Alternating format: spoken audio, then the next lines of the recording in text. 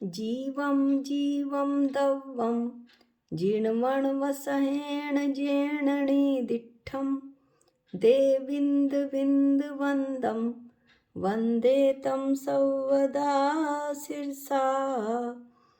इस तरह द्रव्य संग्रह का मंगलाचरण करके आज हम गाथा नंबर 15 का अध्ययन करेंगे। द्रव्य संग्रह का हम पहला अधिकार पढ़ रहे हैं, जिसमें 27 गाथा हैं। इसमें से हमने जीव अधिकार का वर्णन कर लिया है, जो कि 14 गाथाओं में पूर्ण हुआ। अब जो 15वीं गाथा है, उससे अजीव अधिकार का वर्णन शुरू होगा। 15वीं गाथा में अजीव के भेद बताए जाएंगे। हम गाथा पाठ करते हैं।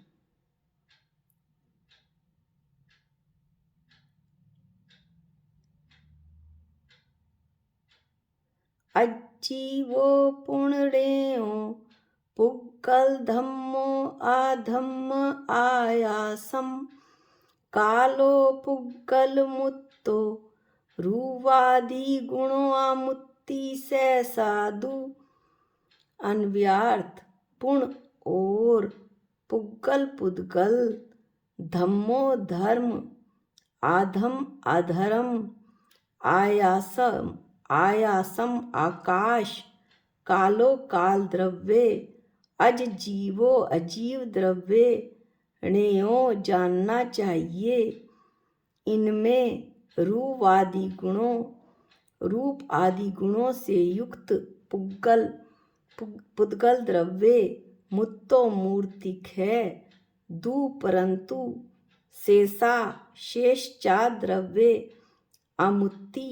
अमूर्तिक हैं। भावार्थ अजीव द्रव्य के 5 भेद हैं: पुद्गल, धर्म, अधर्म, आकाश और काल। इनमें से पुद्गल द्रव्य स्पर्श, रस, गंध, वर्ण आदि गुणों से युक्त व मूर्तिक है। शेष धर्म, अधर्म, आकाश, काल ये चारों द्रव्य अमूर्तिक हैं। इसके कारण इनमें रूप आदि गुण यानी स्पर्श, रस, गंध, वर्ण गुण नहीं होते हैं। अब हम पुद्गल की परिभाषा देखते हैं। पुद प्लस गल 2 शब्दों से पुद्गल मिलकर बना है। पुद माने मिलना, जोड़ना, और गल माने गलना, टूटना। जिसके परमाणु मिलते और बिखरते हैं अथवा जिसमें स्पर्श, रस, गंध, वर्ण पाया जाए उसे पुद्गल कहते हैं। परमाणु पुद्गल द्रव्य के 2 भेद होते हैं: परमाणु अणु और स्कंद। परमाणु, जिसे अणु भी कहते हैं, पुद्गल के सबसे छोटे अविभाज्य अंश को परमाणु अथवा अणु कहते हैं। यह इतना छोटा होता है कि रूपवान अर्थात स्पर्श, रस, गंध, वर्ण वाला होते हुए भी, मूर्तिक होते हुए भी हम इसे नेत्रों से नहीं देख सकते। स्कंद 2 या 2 से अधिक पुद्गल परमाणु मिलकर स्कंद बनाते हैं, जिसमें स्थूल रूप से पकड़ने, रखने वगैरह की क्रिया होती है। उसे स्थूल रूप से पकड़ा जा सकता है, रखा जा सकता है। किसको? स्कंद को। अब है मूर्तिक, जिसमें स्पर्श, रस, गंध, वर्ण ये गुण होते हैं, उसे मूर्तिक कहते हैं। अमूर्तिक, जिसमें स्पर्श, रस, गंध, वर्ण ये गुण नहीं होते, उसे अमूर्तिक कहते हैं। मूर्तिक और अमूर्तिक द्रव्य। पुद्गल द्रव्य मूर्तिक है, बाकी के जीव, धर्म, अधर्म और आकाश, काल ये द्रव्य अमूर्तिक हैं। पुद्गल के 20 गुण इस प्रकार हैं: स्पर्श गुण के 8 भेद: हल्का, भारी, रूखा, स्निग्ध, कठोर, मृदु, ठंडा और गर्म। रस 5 होते हैं: मीठा, कड़वा, कसेला, खट्टा, चरपरा। गंध 2 होती हैं, सुगंध और दुर्गंध। वर्ण 5 होते हैं, काला, पीला, नीला, लाल और सफेद। इस प्रकार 8 स्पर्श, 5 रस, 2 गंध, 5 वर्ण, ये सब पुद्गल के 20 गुण हैं। अब हम एक विशेष बात ये है कि जो एक पुद्गल परमाणु, पुद्गल का सबसे छोटा अविभाज्य अंश है पुद्गल परमाणु, उसमें कितने गुण होते हैं।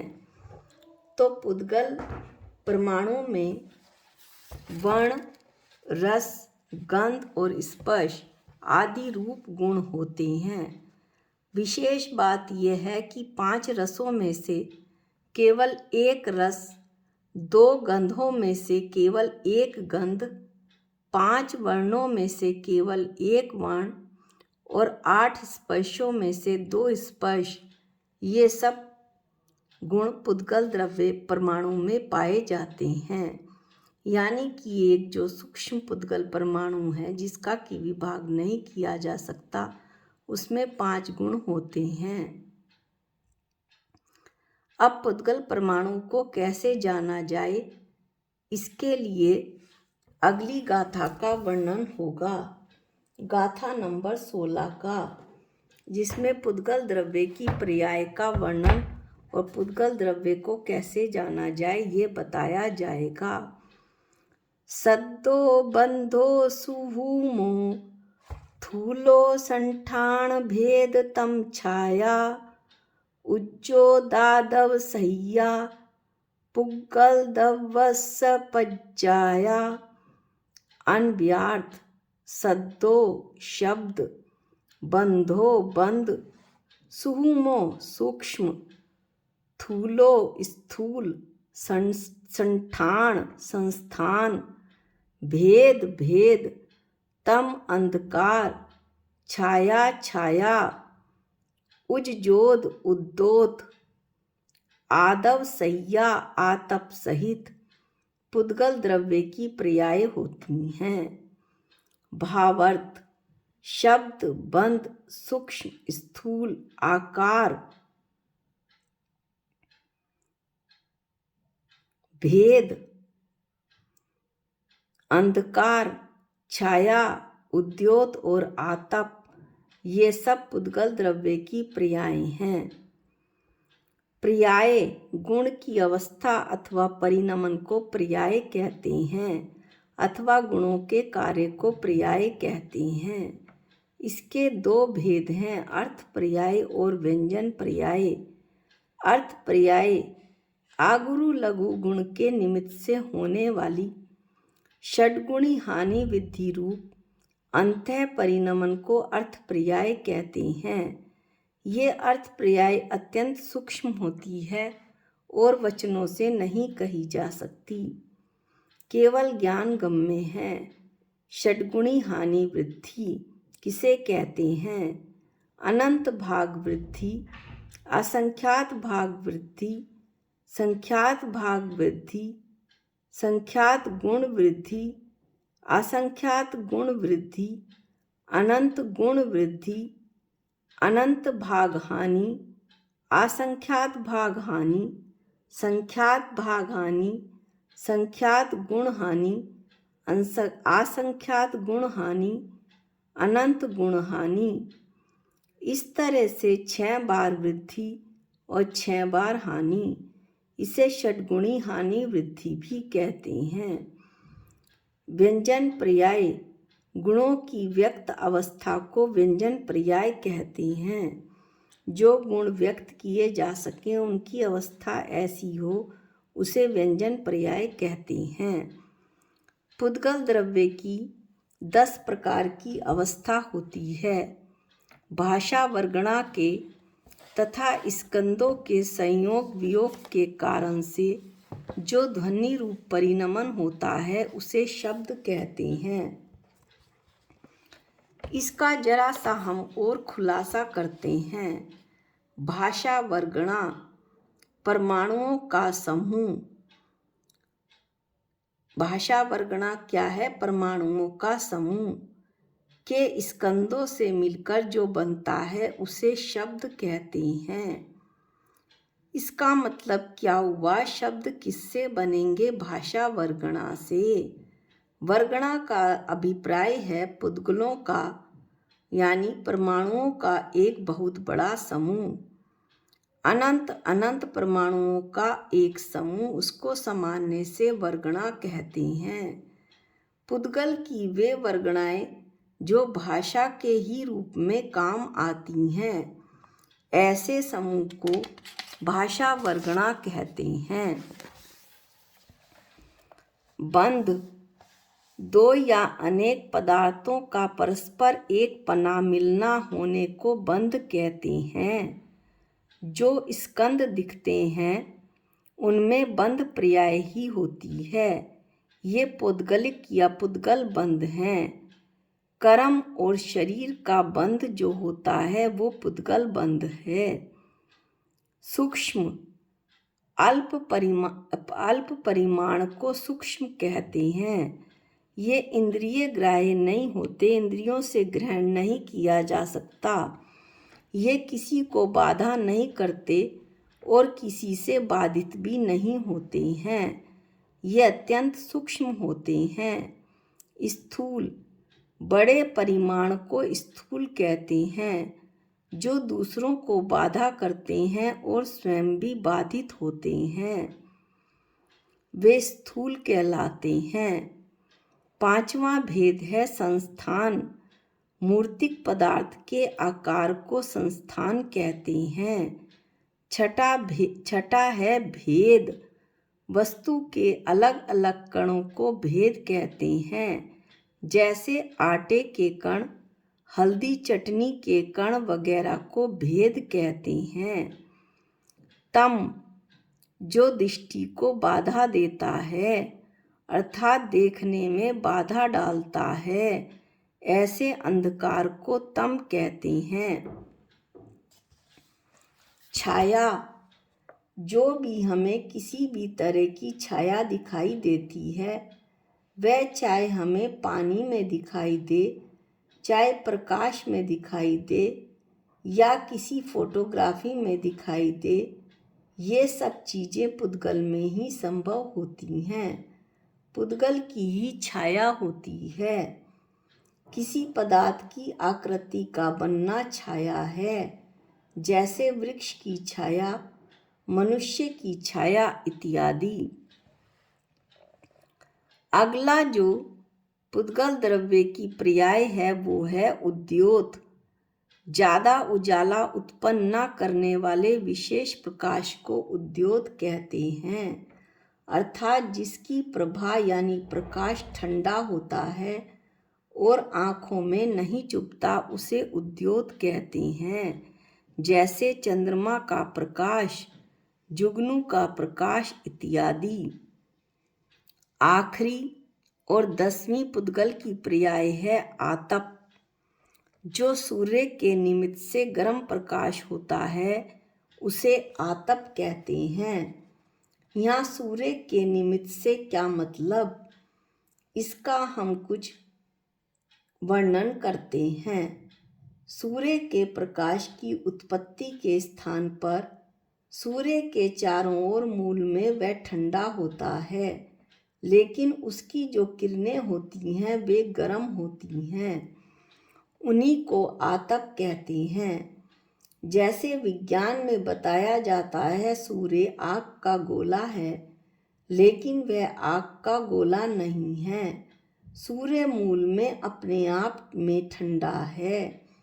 जो विमान होते हैं उनके चारों ओर आतप नाम कर्म के उदय से ऐसे जीवों की उत्पत्ति होती है जिनके कारण सूर्य की किरणें गर्म हो जाती हैं। इस तरह से यहाँ कहा कि सूर्य के निमित्त से जो गर्म प्रकाश होता है उसे आतप कहते हैं। इस तरह हमने पुद्गल की 10 अवस्थाओं या 10 पर्यायों का वर्णन कर लिया।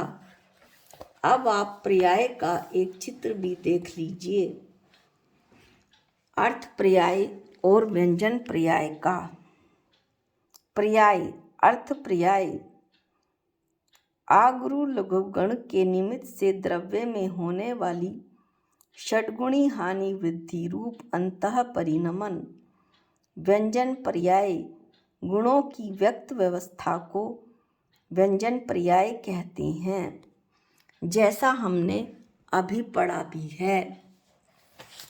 अब एक प्रश्न उठता है कि पुद्गल की ये 10 पर्याय क्या अन्य द्रव्यों में पाई जाती हैं? तो ये 10 पर्याय अन्य द्रव्यों में नहीं पाई जाती, क्योंकि स्थूलपना और सूक्ष्मपना पुद्गल द्रव्य में ही होगा। जीव, आकाश, धर्म, अधर्म, काल द्रव्य सभी एक समान हैं, एक समान यानी आमूर्तिक हैं, इसलिए उनसे कुछ भी इस तरह की अपेक्षा नहीं हो सकती। इस तरह बंध केवल पुद्गल परमाणु का होता है, आकृति भी पुद्गल की ही होती है। उद्योत, आतप, तम और छाया आदि भी केवल पुद्गल में ही पाया जाता है, क्योंकि इसमें रूप आदि गुण होते हैं, स्पर्श रस गंध वर्ण गुण होते हैं। आमूर्तिक द्रव्यों में जीव, आकाश, धर्म, अधर्म, काल द्रव्य में ये स्पर्श रस गंध वर्ण नहीं पाए जाते, इसलिए पुद्गल की ये पर्याय किसी अन्य द्रव्य में नहीं पाई जाती हैं। आज के वीडियो में हमने पुद्गल का वर्णन किया। अगले जो गाथा होगी उसमें धर्म द्रव्य के स्वरूप का वर्णन करेंगे, क्योंकि गाथा नंबर 15 से हम अजीव अधिकार का वर्णन कर रहे हैं, जिसमें पुद्गल द्रव्य का वर्णन पूर्ण हुआ और धर्म द्रव्य के स्वरूप का वर्णन गाथा 17 से किया जाएगा। आज के वीडियो में इतना ही। निज निधि निज में बताई ये अनंत उपकार है, इसके लिए जिन वाणी माँ को वंदनानंत बार है, वंदनानंत बार है। सबको जय जिनेंद्र।